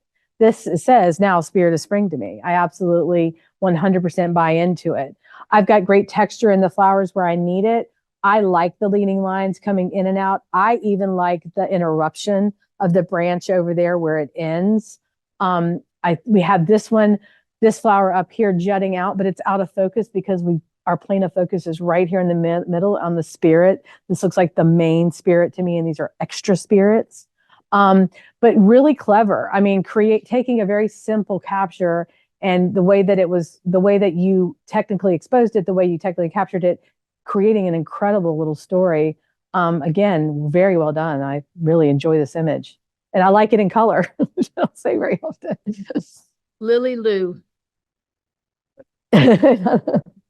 Storkfest. When I said turn it upside down, I didn't mean leave it upside down. When you turn an image upside down, your attention goes to the brightest point, and then you know where you need to focus. Don't leave it upside, don't enter it upside down. I apologize, I wasn't clear on that. Well, this is different. Okay, cool. This is, I'm stuttering all over myself because I'm trying to understand. I understand we've taken something and it feels very posterized, and we've created something abstract and artsy with it, which I appreciate. This is probably a bulkhead or something that's all run down, or something that's all run down. It's, that's where the birds live now.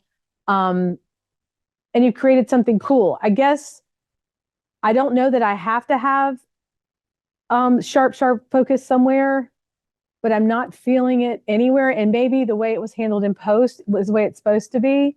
But for me, I apologize. I think I'm not understanding it. I'm not getting it. And maybe that's my fault. But I do like the yellow and the blue. I think that choosing those colors and working with those colors is really, really cool.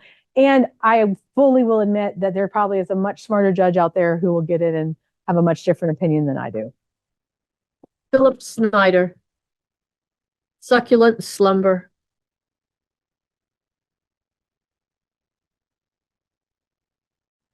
Wow. Well, this is cool. Wow. I mean, I don't know what's going on.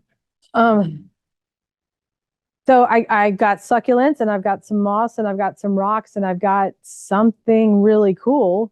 Wow. I don't know what is happening here, but I don't think I need to. The geometry and the textures, the patterns, the it's almost like the calmness, but the tension in this really comes together beautifully for me. I love the color harmony in this image. I understand that it naturally occurred, but to keep the integrity of that in this image, I think is handled well. Again, I can't stress enough the texture and the way it's been handled. I mean, I'm assuming this is some kind of a art piece bust. Okay. Wow. I don't, as an abstract or an art piece, as an illustrative piece of art, I love this. I mean, if I was decorating a home in these colors, you just nailed it. I think this is really cool. And what a conversation piece. I can't imagine that anybody, or maybe I'm just dumb, I can't imagine anybody would see this and go, what in the world? And you're going to want to see more of it and understand more of it. So you're evoking, curiosity, you're evoking emotion, you're evoking questions from me. And I think when art does that, it's very powerful. So I think this is a very powerful piece. Well done. Marianne Barnhart. Sunset on Manhattan. Nice. Love Manhattan.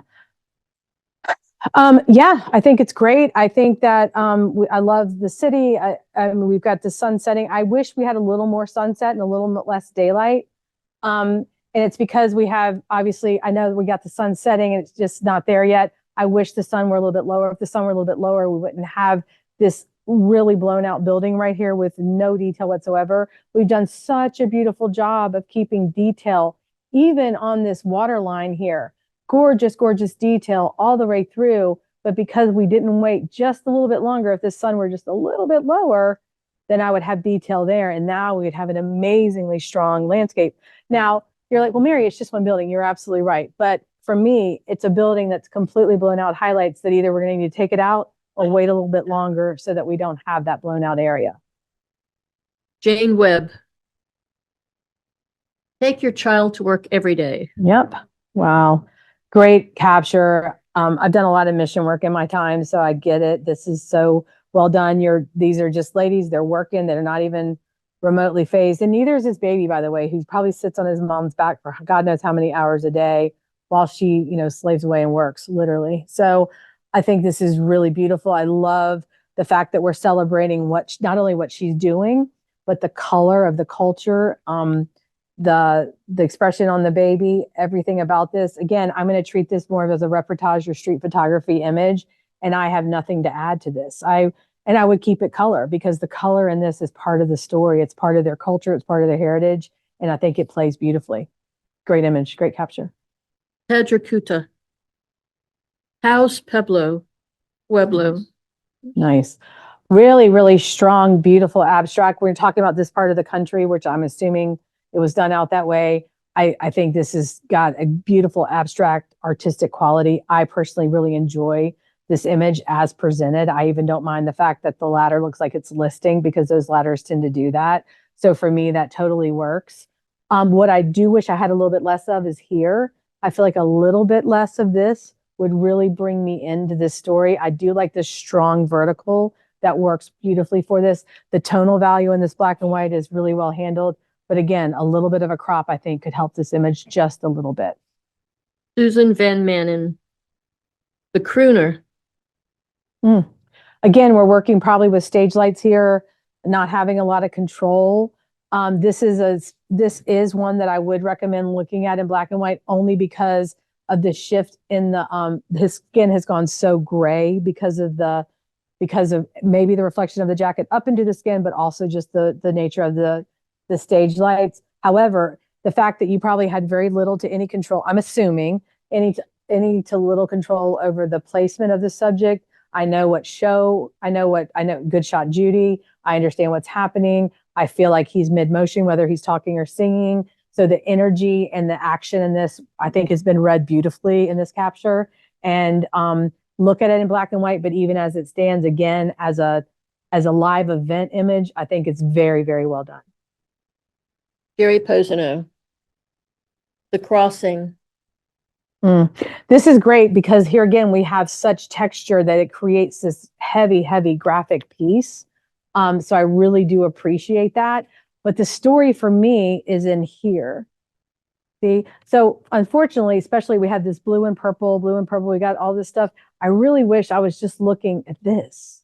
I still know that it's a train track. I know it's a trestle. I know what's happening. I just don't need this area. For me, it would be so much stronger if I just looked at that and I could just look up and then I could just tunnel in.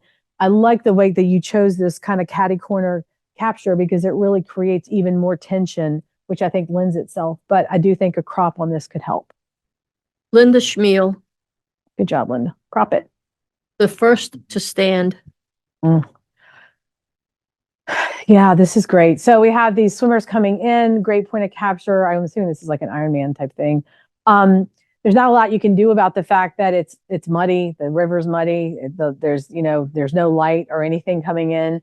And I get it. I mean, the first to stand, I've got the water pouring off this guy. So as a reportage or sports event image, I think it is very well captured.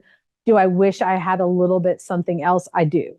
I just wish I had maybe him a little bit higher up, standing a little bit taller or something, creating a little bit more energy in the image as it stands. I just wish I had more. And I get it. We have 1, 2, 3, 6 or 7 swimmers back there coming in and I can tell they're swimming. It's just, I don't know. I wish I had a little bit more. And this is one that I really would look at in black and white. I do think it would add a little more interest and a little more of this. The speculars would pop more in black and white than they do in color.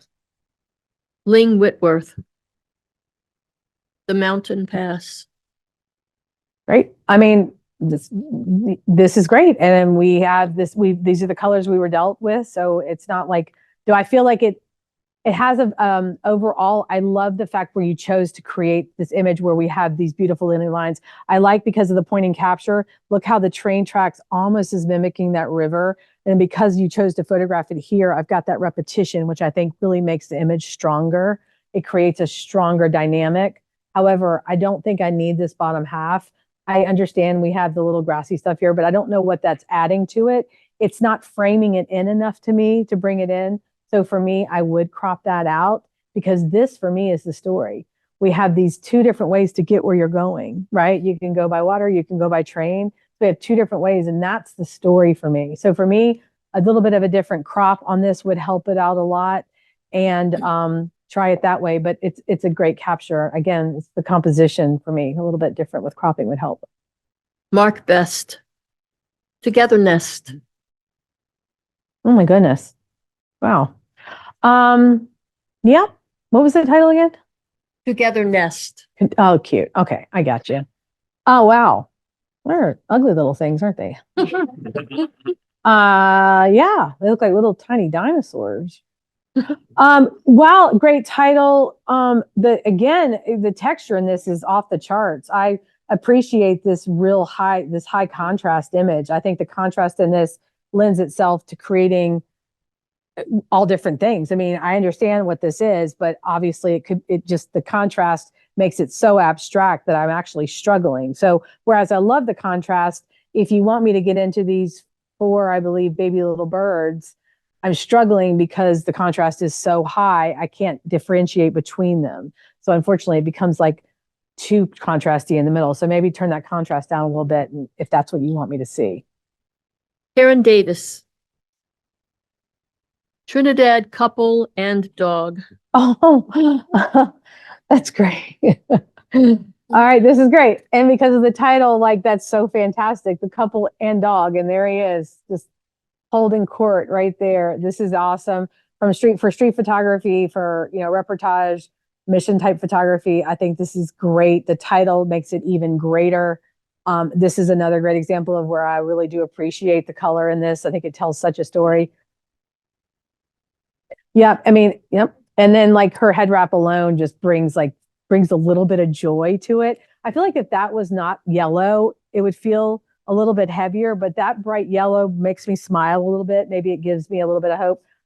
Because this does slant so much, and I know it's just how it is, but I do wish either fix it or maybe crop it a little bit tighter. I don't need this piece. I feel like this would be stronger with a little bit of a crop to it. Not here, because this is perfection, but a little bit of a crop on here I do think could help. Martin Evans. Venetian style. Very much so. Yep. All right. Well, we got a great shot in Venice. We have the movement and the energy. We've got this cool dude with his boat just cruising along looking for chicks. No.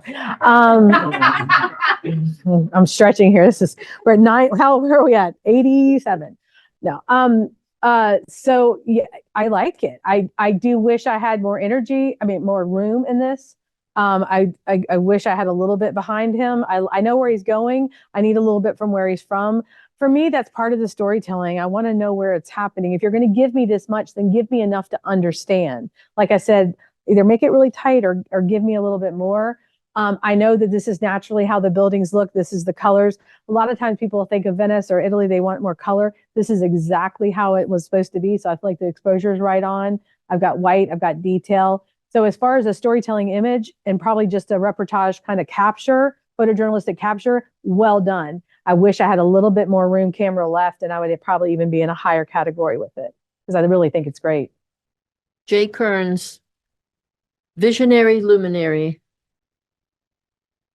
Yeah, well, this is another image. So, it's kind of hard, guys, because this is something that obviously I'm assuming, and actually I kind of know, that the maker didn't make this bust of Abraham Lincoln, right? And all the stuff. So they photographed something that existed, but the choice of the angle, the time of day, the way that it's been exposed, I think is really strong, kind of going right in on the brokenness and using the title to tie in.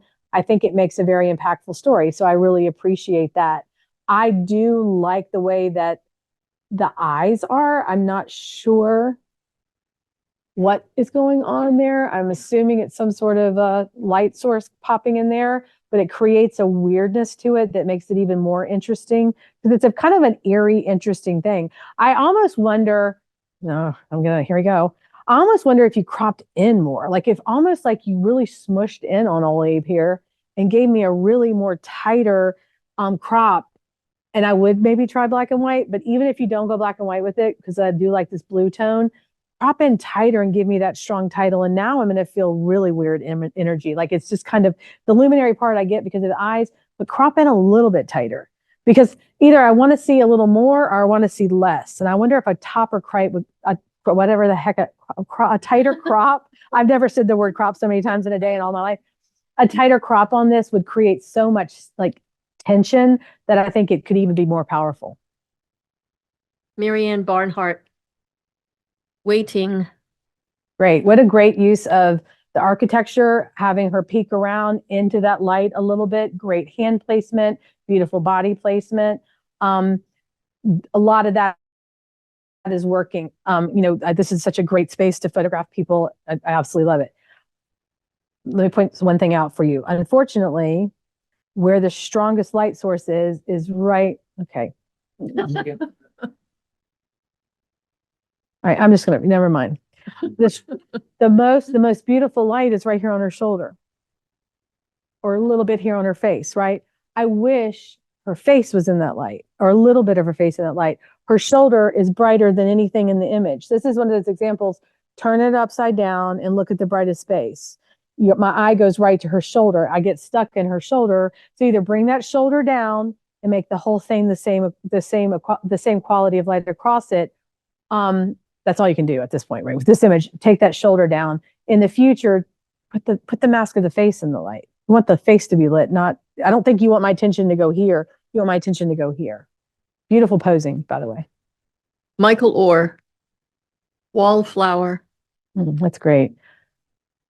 Another great example. You guys are killing it. Another great example of using just things in nature and creating something abstract and cool. I don't know who this dude is. I don't need to know who this, I assume it's a dude, this person is. I don't need to know. That's the cool thing.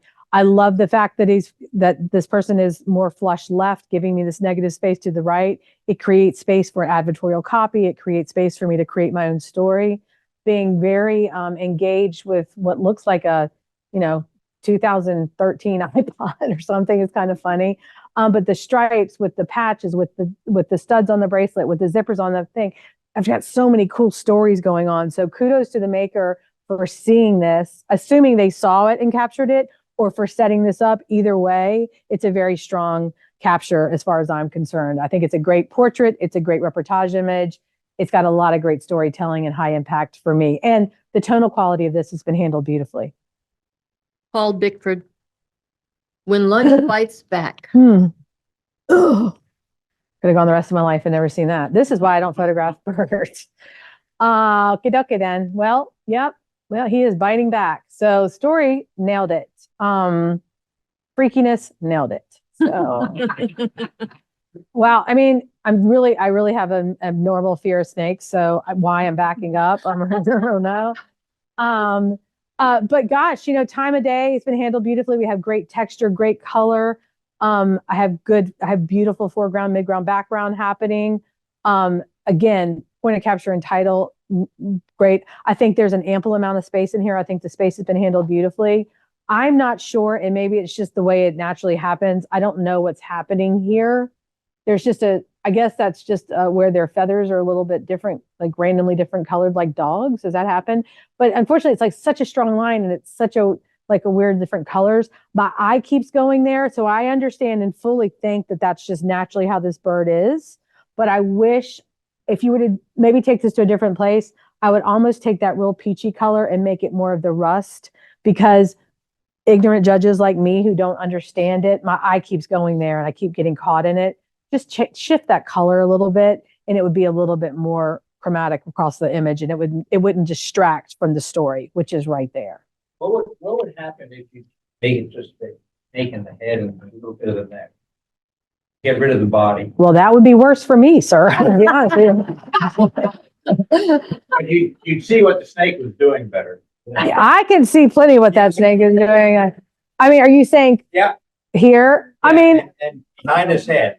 Yeah, you up here. Yeah. Okay. Well, if you went in here, absolutely, you're going to get more of that. But then I feel like, first of all, I worry about the integrity of the image when you start cropping in that close. And I don't know what it was photographed on. I mean, so we worry about that piece. But then I don't know. I feel like this has all been handled so beautifully. Like, I feel like the maker, the creator of this image has given us such a great, beautiful scene. And again, we have this beautiful foreground, midground, where my subject is in the background. So for me, I appreciate this. I understand where you're going with it. If you wanted all the impact to be freak you out, and it's not a bad idea. There, you got it. Nailed it. You can try it for sure. Whoever the maker is, try it. See what happens. Pat Davis, Wild Bill the Legend. Great. Yeah, so cool. For me, I mean, I appreciate the fact that we've captured a piece of wherever you were. I'm sorry, I don't know what this is. And I do appreciate the way that the angle that you've used. I still can see Wild Bill. I understand what's happening. We photographed the bust of this subject. Again, probably a really great image for like an advertorial or commercial space if they wanted to use this for their website for their own commercial use for wherever this is. It might be something that's great. The perspective on it is weird for me. That is such a looming, large, bigger than life Wild Bill head. And maybe it is, by the way. I don't know where this bust is. I don't know how big it is, but it's so looming and large that it just overtakes the whole image. So I guess it would depend on what it's for. If this were commercial use, I could see this being a great image. Looks like that left-hand corner might have a little bit of dodging in it. I feel like I see a tone shift there in that camera left. So pay attention to that. I see it up in the foliage and in the clouds. So just take a peek at that. If that's not there, I apologize. I just say it kind of appears that way from here. Mark Best. Window behind the women's screen. I like the fact, I like so much about this story until I get to the fact that she's on an iPhone with a fake Chanel bag. I didn't mean, that's so bad. I'm sorry. So yeah, we've got the window behind the screen. Okay. We've got a screen and a window. That's what you've told me. And I'm okay with that, but I just don't have enough light on her face. And then I want to buy into this as street photography or something like that. But obviously this is someone that, and wherever she lives, is a little bit more well-to-do. She's got an iPhone. She's got, her bag sitting there. So I'm not sure what story we're trying to tell here. But yeah, I like the colors in it. Patricia Munford.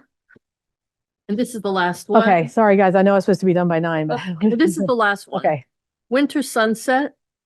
Winter Sunset. Yep. So great. I think that I think we've done a great job, getting right there, right almost at that sunset time. I think, and maybe it's the screen, so I apologize.